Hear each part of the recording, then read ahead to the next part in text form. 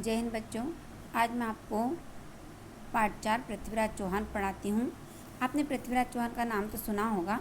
पृथ्वीराज चौहान जिन्होंने पूर्ण निष्ठा के साथ अपने राज्य के आत्मसम्मान की रक्षा की थी, वो दिल्ली के शासक थे। उन्होंने गजनी के सुल्तान मोहम्मद गोरी को युद्ध क्षेत्र में कई बार हराया। यहाँ तक कि बंदी बनाए जाने के बाद भी उन्होंने अपने राज्य के स्वाभिमान को हमेशा बनाए रखा। अब यहाँ पर एक कहानी दी जा रही है जिसमें मोहम्मद गोरी किस प्रकार पराजित हुआ, किस प्रकार उसने पृथ्वीराज चौहान की वीरता को माना, ये बताया जा रहा है। इसमें पहला भाग, दूसरा भाग और तीसरा भाग, 3 भाग में इसको बताया गया है। पहले भाग में आप देखेंगे कि मोहम्मद गोरी अपने राज्य में बैठा हुआ था। यहाँ पर मोहम्मद गोरी, हमने बड़े बड़े राज्यों को जीता है, लेकिन जितना खजाना दिल्ली में है उतना कहीं और नहीं। अगर हम दिल्ली के खजाने को लूट लें तो हमारा मुल्क सबसे धनी मुल्क बन जाएगा और सोने की चिड़िया कहलाएगा। ये मोहम्मद गोरी बोल रहा था।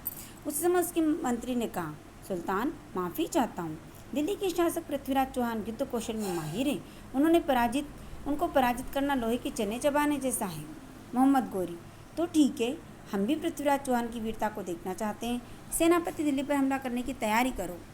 इधर दिल्ली के शासक पृथ्वीराज चौहान जो सिंहासन पर विराजमान है, उनके कानों तक युद्ध की सूचना पहुंचती है। पृथ्वीराज का दूत, महाराज की जय हो। अभी अभी सूचना मिली है कि गजनी का सुल्तान मोहम्मद गोरी दिल्ली पर आक्रमण करने की तैयारी में है। पृथ्वीराज चौहान जोश में। पृथ्वीराज चौहान इतना कमज़ोर नहीं कि मोहम्मद गोरी जैसे तुच्छ लुटेरे से भयभीत हो जाए। हम राजपूत हैं, राजपूत, हम किसी के आक्रमण से नहीं डरते, करने दो उसे हमला। गोरी दिल्ली पर हमला बोल देता है। पृथ्वीराज चौहान और मोहम्मद गोरी के बीच घमासान युद्ध होता है और इस युद्ध में मोहम्मद गोरी पृथ्वीराज चौहान के हाथों पराजित होता है। अब यहाँ पर मोहम्मद गोरी को बंदी बनाकर लाया जाता है और महाराज उसे मृत्युदंड देते हैं। लेकिन मोहम्मद गोरी पृथ्वीराज चौहान से याचना करता है, पृथ्वीराज, मैंने दिल्ली पर आक्रमण करने की जो गुस्ताखी की है उसके लिए मुझे माफ़ कर दो। सुना है कि हिंदुस्तान के सुल्तान दुश्मनों को भी माफ़ करने का हृदय रखते हैं।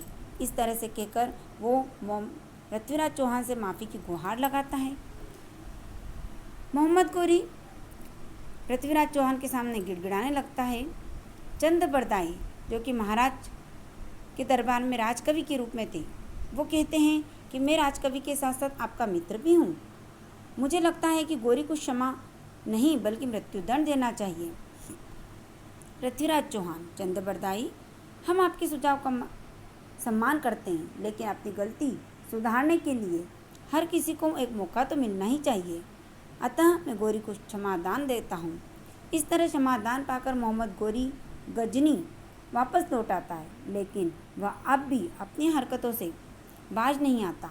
वह दिल्ली के खजाने को पाने के लिए षड्यंत्र पर षड्यंत्र रचता रहता है।